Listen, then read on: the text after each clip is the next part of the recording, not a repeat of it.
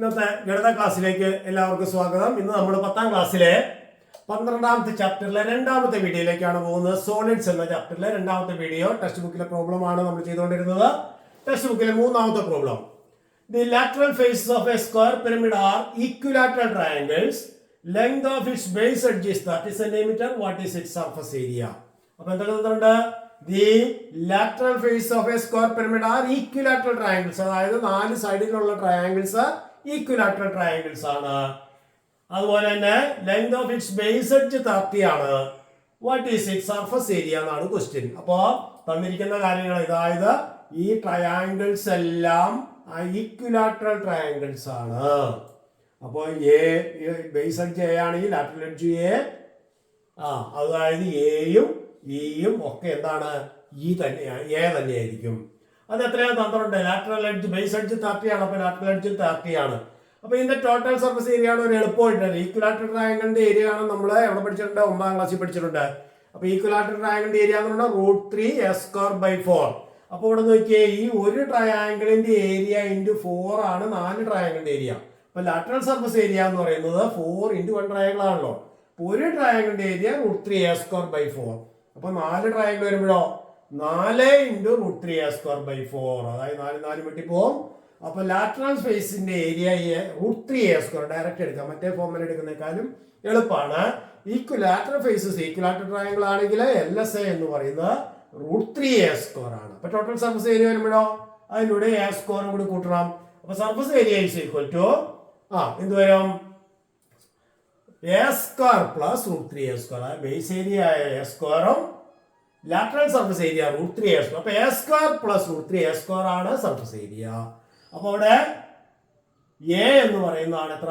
30. അപ്പൊ 30² + 30√3. അപ്പൊ 30² 900, 900 + 900√3. അതിന് 900 കോമൺ വെളിയിലെടുക്കുക. ഇത് ആഡ് ചെയ്യാൻ പറ്റില്ല കേട്ടോ. 900ഉം 900√3 ആണ്. അപ്പൊ 900√3 900നെ √3യുടെ വാല്യൂ കൊണ്ട് മൾട്ടിപ്ലൈ ചെയ്തിട്ട് ആഡ് ചെയ്യാൻ പറ്റുള്ളൂ. നമുക്ക് എന്ത് ചെയ്താൽ മതി? ഈ 900 വെളിയിലെടുത്ത് 900 × 1 + √3 cm². That is the surface area of the given pyramid. അപ്പോൾ സ്ക്വയർ പിരമിഡിന്റെ ഏരിയ ആണ്. ഇപ്പൊ ഇവിടെ ഈ ലാറ്ററൽ ഫേസ് ഈക്വിലാറ്ററൽ ട്രയാങ്കിൾ ആണെങ്കിൽ ഡയറക്റ്റ് എഴുതാം a² + √3s². അപ്പോൾ ഒരു എഡ്ജ് 20 ആണെങ്കിൽ 20² + 20²√3. ഒരു എഡ്ജ് 10 ആണെങ്കിൽ 10² + 10²√3. അങ്ങനെ വളരെ മനക്കണക്കായിട്ട് തന്നെ നമുക്ക് പറയാൻ പറ്റും. ക്ലിയർ ആയി പറഞ്ഞത്? ഓക്കെ, അടുത്ത ചോദ്യം. നാലാമത്തെ question. The perimeter of the base of a square pyramid is 40 cm. Total length of all its edges is 92 cm. Find its surface area. അപ്പോൾ എന്തൊക്കെയാണ് നോക്കിയേ? Perimeter of the base. ബേസിന്റെ പെരിമീറ്റർ എന്ന് പറഞ്ഞാൽ ഇതാണ് ബേസ്. ഒരു എഡ്ജ് എ ആണ്. അപ്പൊ 4a 4a എന്ന് പറയുന്നതാണ് ഏത്? Perimeter of the base is 40. അപ്പൊ 4a ആണ് 40. പിന്നെ total length of all edges. All edges എന്ന് പറഞ്ഞാൽ 4 ലാറ്ററൽ എഡ്ജ് ഉണ്ട്, 4 ബേസ് എഡ്ജ് ഉണ്ട്. 4 ബേസ് എഡ്ജ് എന്ന് പറഞ്ഞാൽ 4a. 4 ലാറ്ററൽ എഡ്ജ് വരുമ്പോഴോ 4e. അപ്പൊ 4a + 4e എന്ന് പറയുന്നതാണ് എന്താ? 92. അപ്പൊ 4a 40 ആണെന്ന് അറിയാം നമുക്ക്. അപ്പൊ a എന്ന് പറഞ്ഞാൽ 40/4 10 a കിട്ടി. ഇനി 4a + 4e എത്രയാണ്?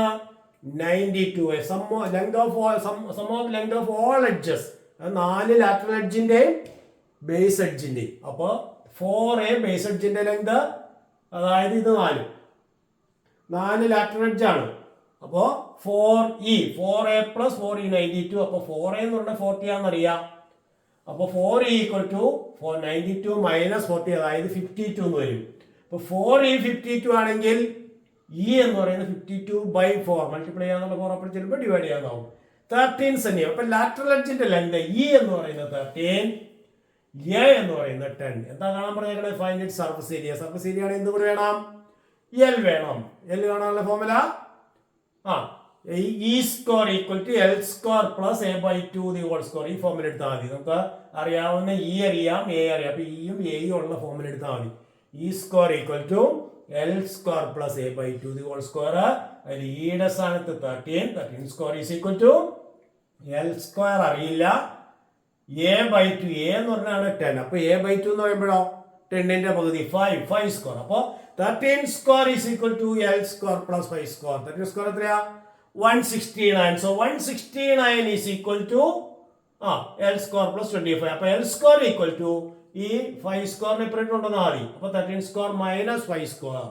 അപ്പോൾ L square equal to 169 minus 25, അതായത് 144. ഏത് L square. അപ്പോൾ L എന്ത് വരും? Root of 144. 144ന്റെ സ്ക്വയർ റൂട്ട് എത്രയാണ്? 12. അപ്പോൾ L കിട്ടി. ഇനി എന്താണ് formula? Find it surface area. Surface area ആണ് A square plus 2AL. അപ്പോൾ A square എന്ന് പറഞ്ഞാൽ 10 സ്ക്വയർ പ്ലസ് 2 ഇൻറ്റു 10 ഇൻറ്റു 12. അതായത് 10 സ്ക്വയർ 100 ആണ്, പ്ലസ് 2 ഇൻറ്റു 10 ഇൻറ്റു 12 എന്ന് പറഞ്ഞാൽ 240.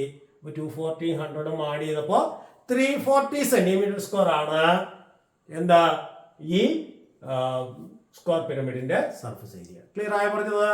ഓക്കെ, അടുത്ത ചോദ്യത്തിലേക്ക് പോവാം. Can we make a square pyramid with lateral surface area equal to base area? അതാണ് ക്വസ്റ്റ്യൻ. ഒരു സ്ക്വയർ പിരമിഡിന്റെ ലാറ്ററൽ സർഫസ് ഏരിയയും ബേസ് ഏരിയയും ഈക്വൽ ആകാൻ സാധിക്കുമോ? അപ്പോൾ നമുക്ക് നോക്കാം എങ്ങനെ എടുക്കണം. LSA equal to base area. അപ്പോൾ LSA നമ്മുടെ 2AL ആണ്, ബേസ് ഏരിയ A സ്ക്വയർ ആണ്. അപ്പോൾ ഇത് രണ്ട് ഈക്വൽ ആയാൽ എന്താ സംഭവിക്കുക? എയും 1A ക്യാൻസൽ ചെയ്യാം. 2AL ഈക്വൽ A സ്ക്വയർ ആകുമ്പോൾ 2 ദിവസം A കൊണ്ടാകും ഡിവൈഡ് ചെയ്താൽ 2L ഈക്വൽ ടു A എന്ന് വരും. അപ്പോൾ L ഈക്വൽ ടു A/2 എന്ന് വരും. അപ്പോൾ L ഈക്വൽ ടു A/2 ആണെങ്കിൽ എന്ത് വരും? H കാണാനുള്ള ഫോമിലിട്ട് പോവാം. L square is equal to H square plus A/2 the whole square എന്നാ. അപ്പോൾ L square is equal to H square plus A/2 the whole square എന്നുള്ളതിൽ H സ്ക്വയർ എന്ന് പറയുന്നത് ഈ A/2 ദി ഹോൾ സ്ക്വയർ ഇപ്പുറത്തുള്ളത്. അപ്പോൾ L square minus A/2 the whole square ആണ് H square. അപ്പോൾ L സ്ക്വയർ എന്ന് പറയുന്നത് L എന്നുള്ള A/2 ആ. അപ്പോൾ L സ്ക്വയർ എന്നുള്ള A/2 the whole square minus A/2 the whole square ആയി. അതായത് L A/2 ആണ്. അപ്പോൾ L square A/2 the whole square ആണ്. അപ്പോൾ A/2 the whole square A/2 the whole square കുറച്ചാൽ 0. അപ്പോൾ H സ്ക്വയർ എന്ന് 0 ആയി. H സ്ക്വയർ 0 എന്ന് പറഞ്ഞാൽ H 0 എന്ന് പറഞ്ഞാൽ ഹൈറ്റ് 0 വരുന്ന പിരമിഡ് ഉണ്ടോ? Square pyramid. അതായത് അതിന്റെ ബേസ് ഏരിയയും ലാറ്ററൽ സർഫസ് ഏരിയ ഈക്വൽ വന്നാൽ പിരമിഡ് ഫോം ചെയ്യില്ല. കാരണം ഹൈറ്റ് 0 ആയി പോകും. എന്ന് പറഞ്ഞു കഴിഞ്ഞാൽ അതിങ്ങനെ കവർ മടക്കുന്ന പോലെ ഇങ്ങനെ മടങ്ങിയിരിക്കും. അപ്പോൾ പിരമിഡ് ആവണമെങ്കിൽ ഹൈറ്റ് H എന്തെങ്കിലും ഒരു അളവ് വേണം. അപ്പോൾ H ഈക്വൽ ടു 0 എന്ന് കിട്ടി. So no square pyramid is formed. അതായത് ഇവിടെ ഈ പോയിന്റ് ഇങ്ങനെ താഴോട്ട് വരും. ഈ H 0 ആകുമ്പോൾ എന്ത് വരും നോക്കിയേ.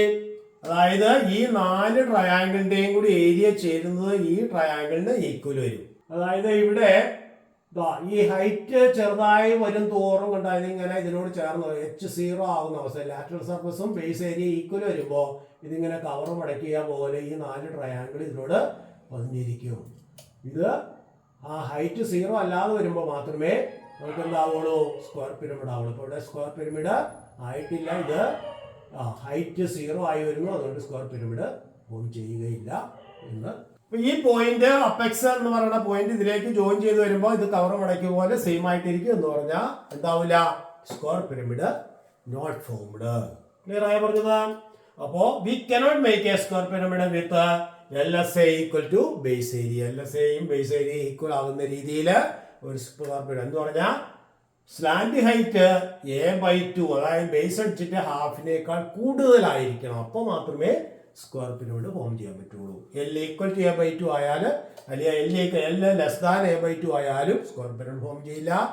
L എപ്പോഴും അതായത് സ്ലാന്റ് ഹൈറ്റ് എപ്പോഴും A/2 കൂടുതലായിരിക്കണം.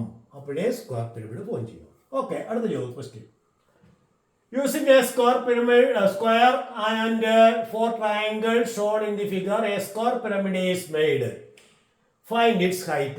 ഇതുപോലെ ഒരു സ്ക്വയറും ഒരു 4 ട്രയാങ്കിൾസും ചേർത്ത് ഒരു സ്ക്വയർ പിരമിഡ് ഫോം ചെയ്തു. അതായത് ഫൈൻഡ് ഇറ്റ്സ് ഹൈറ്റ്. ഈ പിരമിഡിന്റെ ഹൈറ്റ് ആയി ചോദിച്ചിരിക്കും. എന്ന് പറഞ്ഞാൽ H കണ്ടുപിടിക്കണം. അപ്പൊ ഇവിടെ അറിയാവുന്ന എന്തൊക്കെയാ? ഇതുപോലെ ഒരു സ്ക്വയർ, അതായത് ബേസിന്റെ 1 ബേസ് എഡ്ജ് 24. അപ്പൊ A24 എന്നറിയാം. പിന്നെ ഇതുപോലെയുള്ള ഈ ട്രയാങ്കിൾസ്, ആ ട്രയാങ്കിൾസിന്റെ ഹൈറ്റ് എന്ന് പറയുന്നത് L ആണ്. സ്ലാന്റ് ഹൈറ്റ് ആണ് 18. അപ്പൊ A അറിയാം, L അറിയാം. അപ്പൊ L equal to 18, A equal to 24. അതായത് ലാറ്ററൽ ഫേസിലെ ഒരു ട്രയാങ്കിളിന്റെ ഹൈറ്റ് എന്ന് പറയുന്നത് സ്ലാന്റ് ഹൈറ്റ് ആണ്. ഹൈറ്റ് ഓഫ് ദി പിരമിഡ് എന്ന് പറയുന്നത് ഈ കാണുന്നതാണ്.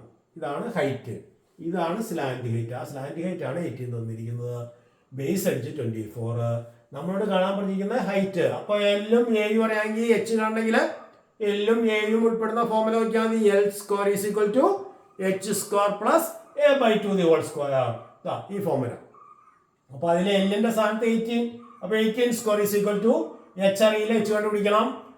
എ എന്ന് പറഞ്ഞാൽ 24 ആണ്. അപ്പോൾ 24ന്റെ ഹാഫ് 12 സ്ക്വയർ. അപ്പോൾ 18 square is equal to H square plus 12 square. 18 square എത്രയാ? 324 ഈസ് ഈക്വൽ ടു അത് ഈ H square equal to 18 square adding 12 square പറയുമ്പോൾ സബ്ട്രാക്ടിങ് 12 സ്ക്വയർ. അതായത് 18 സ്ക്വയർ മൈനസ് 12 സ്ക്വയർ ആണ് എച്ച് സ്ക്വയർ. അപ്പോൾ 18 സ്ക്വയർ എന്ന് പറഞ്ഞാൽ 324, 12 സ്ക്വയർ എന്ന് പറഞ്ഞാൽ 144, സബ്ട്രാക്ട് 180 എന്ന് കിട്ടും. അപ്പോൾ എച്ച് സ്ക്വയർ 180 ആണ്. നമ്മളോട് കാണാൻ പറഞ്ഞിരിക്കുന്ന ഹൈറ്റ് ആണ്. അപ്പോൾ ഹൈറ്റ് ആണ് എന്താണ്? ഇതിന്റെ സ്ക്വയർ റൂട്ട് എടുത്താൽ മതി. അപ്പോൾ റൂട്ട് ഓഫ് 180 എന്ന് പറഞ്ഞാൽ 36 × 5 ആണ്. അപ്പോൾ root of 36 into root of 5 എന്ന് വരും. റൂട്ട് ഓഫ് 36 6 ആണ്. അപ്പൊ 6√5 ആണ് എന്താ ഈ സ്ക്വയർ പിരമിഡിന്റെ ഹൈറ്റ്. അതിനൊരു സെക്കൻഡ് പാർട്ട് ഉണ്ട്. What if the figure is like this? അതായത് ഈ സ്ക്വയറും ട്രയാങ്കിളും ഇങ്ങനെയാണെങ്കിൽ, അതായത് ഇത് 24ഉം ഇത് 30യും, അതായത് ഇതെന്ന് പറഞ്ഞാൽ എന്താ? അതിന്റെ ലാറ്ററൽ എഡ്ജ് ആണ് ഈ ലെങ്ത്. ലാറ്ററൽ എഡ്ജ് ആണ് 30. ഇവിടെ സ്ലാൻഡ് ഹൈറ്റ് ആണ് 18. അതാണ് വ്യത്യാസം. അപ്പോൾ അവിടെ തന്നിരിക്കുന്നത് A24 E30. അപ്പോൾ A24ഉം E30 ആകുമ്പോൾ എയും ഇ ഉൾപ്പെടുന്ന ഫോമിലാണ് നമ്മൾ എടുക്കേണ്ടത്. അപ്പൊ E square equal to L square plus A by 2 the whole square. H ആണ് കണ്ടുപിടിക്കേണ്ടത്. പക്ഷെ എയും ഇയും ഉള്ള ഫോമുല തന്നിരിക്കുന്ന രണ്ടും ഉള്ള ഫോമുല ആദ്യം എടുത്ത് അതിൽ നിന്ന് എൽ കണ്ടുപിടിച്ചിട്ട് അല്ലെങ്കിൽ എൽ സ്ക്വയർ കണ്ടുപിടിച്ചിട്ട് അടുത്ത L square is equal to H square plus A by 2 the whole square എന്നുള്ള ഫോമുല എടുത്ത് എച്ച് കണ്ടുപിടിക്കണം. അപ്പൊ E square equal to L square plus A by 2 the whole സ്ക്വയറില് ഇ എന്ന് പറഞ്ഞാൽ 30 എന്നറിയാം. അപ്പൊ 30 square is equal to L square plus A എന്ന് പറഞ്ഞാൽ 24 ആണ്. 24ന്റെ ഹാഫ് 12. അപ്പൊ 12 സ്ക്വയർ കേട്ടോ. അപ്പൊ എൽ സ്ക്വയർ എന്ന് പറഞ്ഞാൽ 30 സ്ക്വയർ ആഡിങ് 12 സ്ക്വയർ ഇപ്പോഴത്തെ വരുമ്പോൾ സബ്ട്രാക്ടിങ് 12 സ്ക്വയർ. അപ്പൊ 30 സ്ക്വയർ മൈനസ് 12 സ്ക്വയർ എന്ന് പറഞ്ഞാണ് എൽ സ്ക്വയർ. അപ്പോൾ 30 സ്ക്വയർ 30 × 30 900 മൈനസ് 12 സ്ക്വയർ എന്ന് പറഞ്ഞാൽ 12 × 12 144. സബ്ട്രാക്ട് ചെയ്യുമ്പോൾ 756. L square equal to 756. നമുക്ക് എൽ സ്ക്വയർ മതി, എൽ വേണ്ട. എച്ച് ആണല്ലോ കണ്ടുപിടിക്കേണ്ടത്. അപ്പൊ അടുത്ത ഫോമിലിട്ട് പോവാം. L square is equal to H square plus A by 2 the whole square. അപ്പൊ എൽ സ്ക്വയറിന്റെ സ്ഥാനത്ത് 756 കൊടുക്കാം. എച്ച് അറിയില്ല. A by 2 the whole square എന്ന് പറഞ്ഞാൽ 12 സ്ക്വയർ നമ്മളിവിടെ കണ്ടുപിടിച്ചത് അല്ലെ. 24ന്റെ ഹാഫ് 12. അപ്പൊ 12 സ്ക്വയർ. അപ്പൊ H square equal to 756 minus 12 square എന്ന് വരും. ഈ ആഡിങ് 12 സ്ക്വയർ ഇപ്പോഴത്തെ വരുമ്പോൾ സബ്ട്രാക്ടിങ് 12 സ്ക്വയർ ആയി.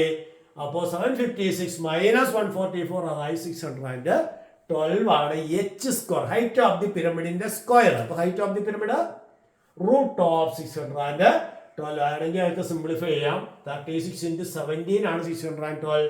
അപ്പോൾ root of 36 6, root of 17 root of 17. അപ്പൊ 6√17 is the height of the second pyramid. Clear ആയ പറഞ്ഞത്. അപ്പോൾ ഹൈറ്റ് ഇവിടെ രണ്ട് ഫോമിലേ നമുക്ക് ഉപയോഗിക്കേണ്ടതെന്ന്, ഇവിടെ ഒന്ന് മാത്രം ഉപയോഗിച്ചാൽ മതിയാണ്. അപ്പോൾ ടെക്സ്റ്റ് ബുക്കിലെ 2 പ്രോബ്ലംസ് ആണ് നമ്മൾ ഡിസ്കസ് ചെയ്തത്. അപ്പോൾ ഇതെല്ലാവർക്കും മനസ്സിലായെന്ന് വിചാരിക്കുന്നു. Thank you.